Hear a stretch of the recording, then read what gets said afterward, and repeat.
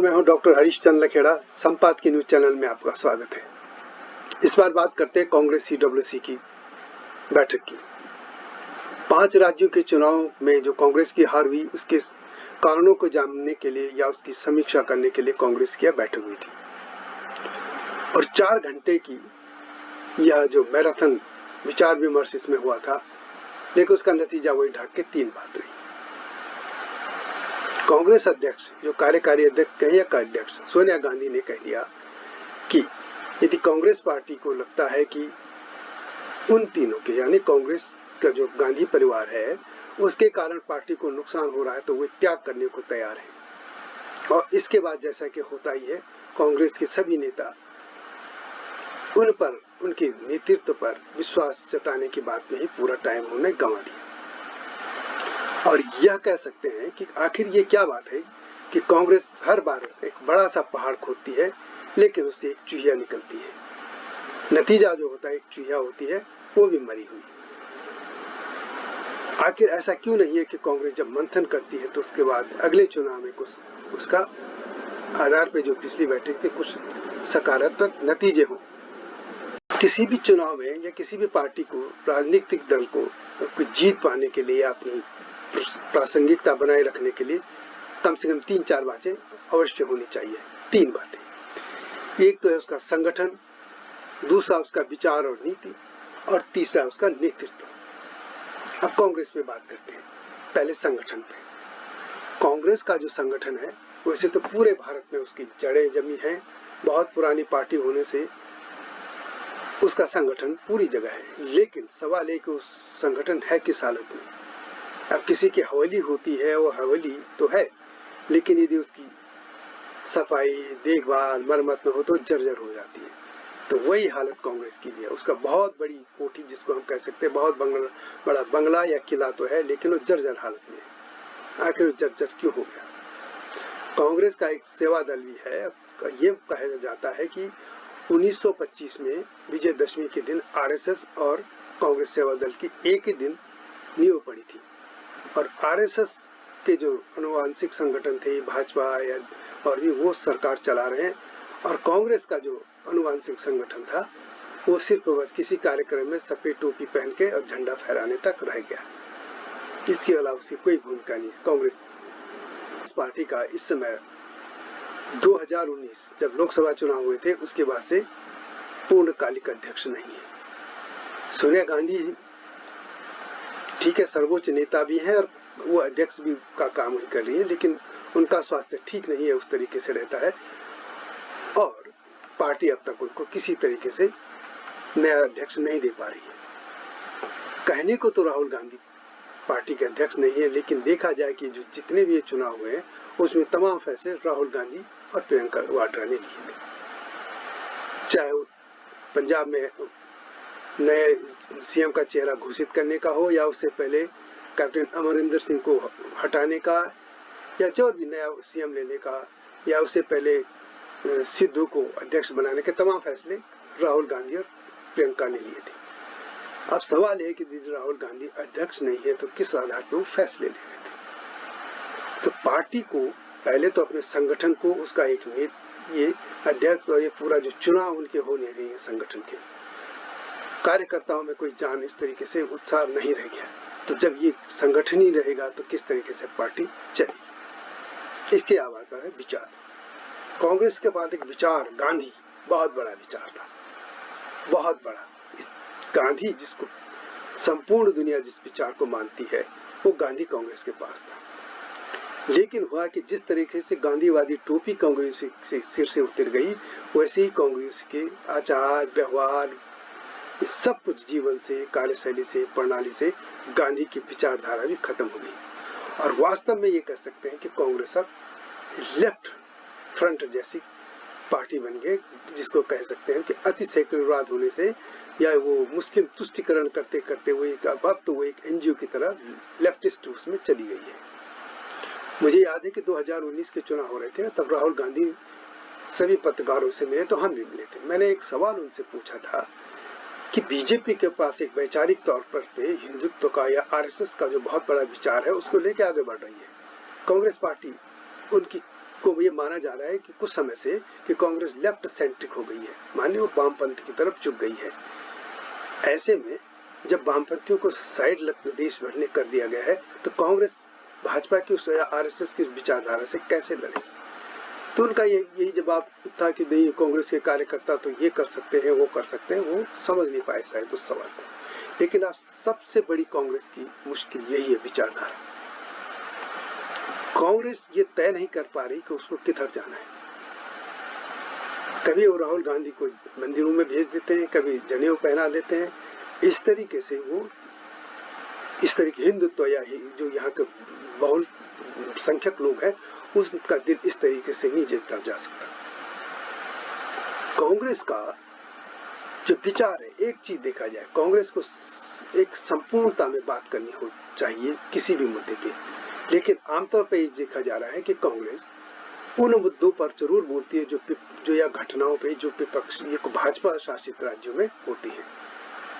लेकिन जो कांग्रेस शासित या उसके सहयोगी दलों के से जो सरकारें चल रही उनमें मौन हो जाती है। जैसे एक उदाहरण है महाराष्ट्र का, उसमें साधुओं को एक खास धर्म विशेष के इलाके में उनको हत्या कर दी गई थी। उसमें कांग्रेस पार्टी के राहुल गांधी, वाड्रा, प्रियंका किसी के भी बयान नहीं आए। जबकि छोटी छोटी घटनाओं पे उत्तर प्रदेश में वो वहां पहुंच जाते हैं। उसी तरह की घटनाएं जब राजस्थान में होती हैं तो वो नहीं जाते। तो लोग इसको देखते हैं कि जो कांग्रेस को हर मुद्दे पर, एक समान मुद्दे पर एक तरह की बात करनी चाहिए थी, वो नहीं कर पाए। तो कांग्रेस का जो विचार है वो कहाँ चले गया? वास्तव में कांग्रेस जब से ये 2004 के बाद जब उसकी सरकार आई थी और सोनिया गांधी का जो उनकी एक काउंसिल बनाई गई थी, नेशनल एडवाइजरी काउंसिल जो थी, उसमें अधिकतर जो घोर रेडिकल वामपंथी घुस गए थे। वो इस तरह के फैसले कर रहे थे कि वो बहुसंख्यक लोगों पे या समाज के लिए एक गृह मंत्रालय भी कानून लाने वाला था, वो इस तरीके से थी को पूरी तरह भीत कर रहे थे। तो उसी विचारधारा पे कांग्रेस आज चली गई। और वास्तव में जो ये विचार था कांग्रेस का, वो कांग्रेस गांधी की जो वो थी कांग्रेस जमाने में, उसमें दक्षिणपंथी भी थे और दूसरी धाराओं के लोग भी थे, समाजवादी भी थे, और उनको समग्रता में लेके चलते थे।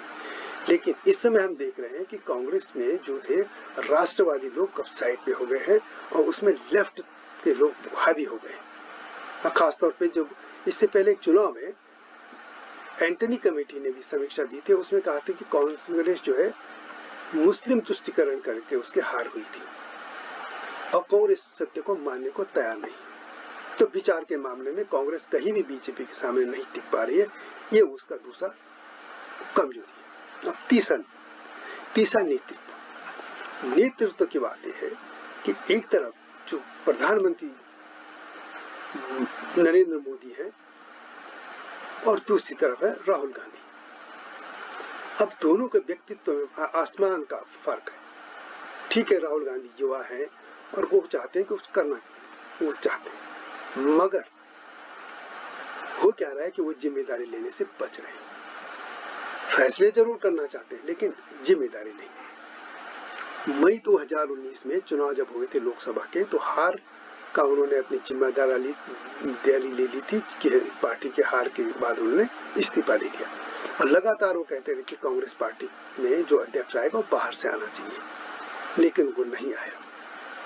क्योंकि जब भी कांग्रेस की मीटिंग होती है तो उसमें कांग्रेस में यही पहले से या 10वें व्यक्ति तक जो भी उसके उम्मीदवार होते हैं वो राहुल गांधी होते। उसके अलावा कोई नाम पे विचार की वहां गुंजाइश ही नहीं। वास्तव में कांग्रेस पार्टी और गांधी परिवार एक दूसरे के पूरक हो रखे। जैसे कि आप जानते हैं कि एटम होता है, परमाणु, उस पे न्यूट्रॉन, प्रोटॉन और इलेक्ट्रॉन होते हैं। न्यूट्रॉन पे कोई आवेश या कोई चार्ज नहीं होता और प्रोटॉन पॉजिटिव होता है और इलेक्ट्रॉन नेगेटिव। प्रोटॉन उसके सेंटर में है, तो प्रोटॉन और न्यूट्रॉन रहेंगे तो तभी इलेक्ट्रॉन उसमें घूमेंगे। तो कांग्रेस के जो लोग हैं वो न्यूट्रॉन है, वो घूम रहे हैं, उसके चारों परिक्रमा कर रहे हैं। वो जिस दिन गांधी परिवार उससे निकल जाएगा वो इलेक्ट्रॉन भी घूमना बंद कर देंगे, इसलिए कांग्रेस पार्टी भी नहीं रहेगी। उसी तरीके से यदि इलेक्ट्रॉन घूमना बंद कर दें तो प्रोटॉन का कुछ नहीं होगा। इसलिए ये जो पूरा गांधी परिवार और कांग्रेस है वो एक दूसरे के पूरक हो रहे हैं। इसलिए चाहे कुछ भी हो जाए कांग्रेसी अब गांधी परिवार को छोड़ेंगे नहीं, और यही उनके पतन का कारण हो रहा है। ऐसा क्यों है कि कांग्रेस से निकले लोग दूसरे राज्यों में अपनी सरकार बना दे रहे हैं। पश्चिम बंगाल में ममता बनर्जी, आंध्र प्रदेश में जगन रेड्डी, और इस तरीके से और भी बहुत से नाम हैं जो इस तरीके से अपनी सरकारें उन्होंने बनाई। लेकिन जब यही लोग कांग्रेस में थे, कांग्रेस कहीं भी जीत नहीं पा रही। तो इन तमाम बातों पे कांग्रेस ने कोई चर्चा नहीं की। एक और बड़ी बात ये होती है कि जो कांग्रेस, यदि राहुल गांधी अध्यक्ष नहीं है तो आखिर वह किस हैसियत से रोज, कम से कम हम तो रोज ही देखते हैं कि वो सरकार के किसी भी उस पर ट्वीट करते हैं, और खासतौर पर नरेंद्र मोदी प्रधानमंत्री को के लिए जिस तरह की भाषा कर वो जो इस्तेमाल करते हैं वो लोगों को पसंद नहीं आती।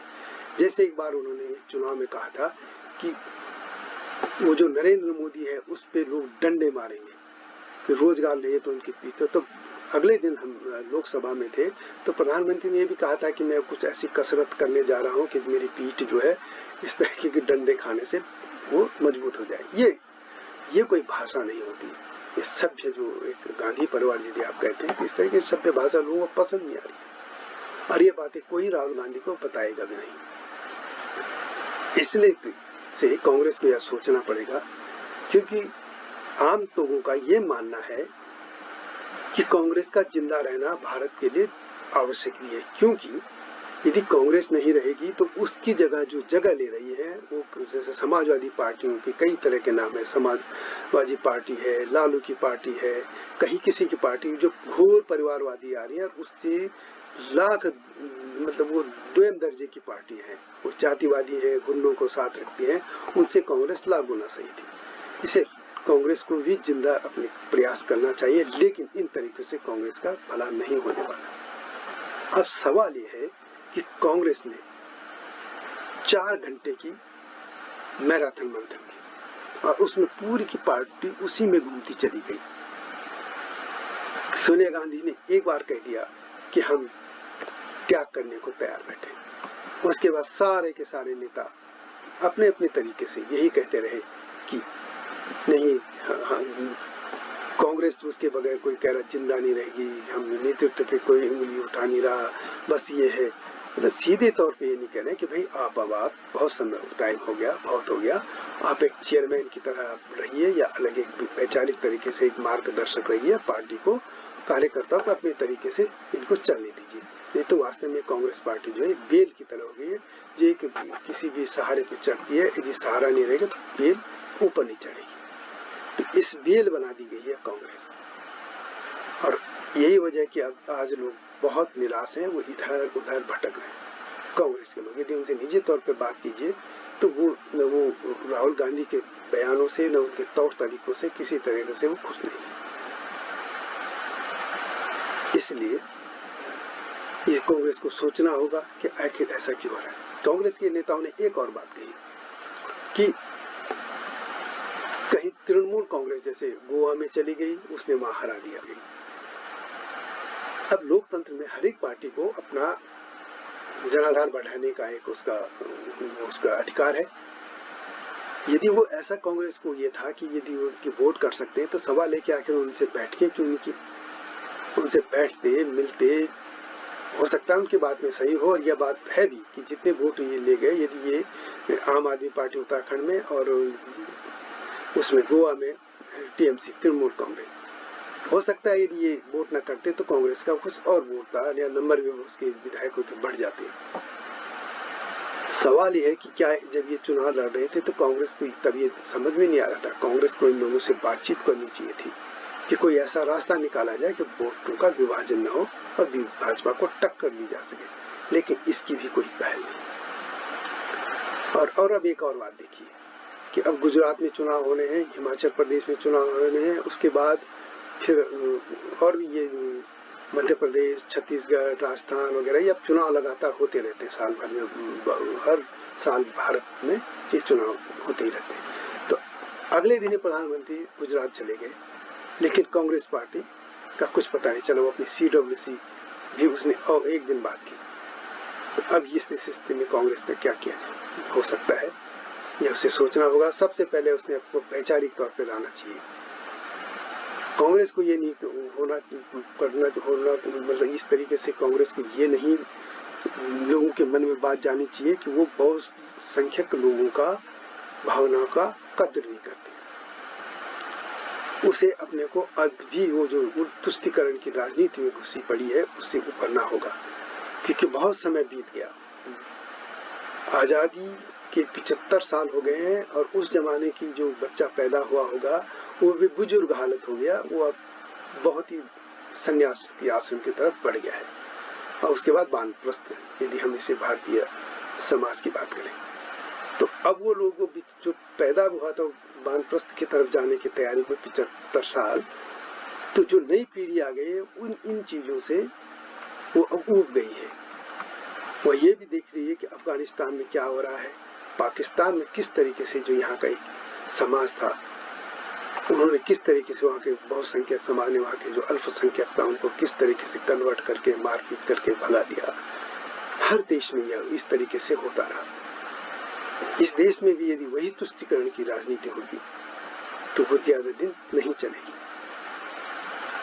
इन तमाम बातों से कांग्रेस को सबक लेना चाहिए, क्योंकि चुनाव के टाइम किसी मंदिर में जाके या जनेऊ पहन के इस तरीके से अब भारत में राजनीति नहीं हो सकती। तो इसलिए कांग्रेस की जो CWC है वो हर बार उसको पहाड़ तो खोदती है लेकिन उसमें भी चूहिया मिलती है, वो भी मरी चूहिया। इसमें विचार करना चाहिए। तो यह विषय आपको कैसा लगा कमेंट में अवश्य लिखें, और इस चैनल को संप्रगति की न्यूज चैनल को लाइक और सब्सक्राइब अवश्य कीजिएगा। वीडियो पसंद आए इसको शेयर भी कीजिएगा। और हमारा जो प्रमुख मेरा जो चैनल है हिमालय लोग, जो हिमालय की संस्कृति और वहाँ के इतिहास और वहाँ की संस्कृति, लोक भाषा आदि पर केंद्रित है, उसको भी अवश्य देखिएगा। वो एक नए नजरिए से हिमालय को आप देश दुनिया के सामने पेश करता है।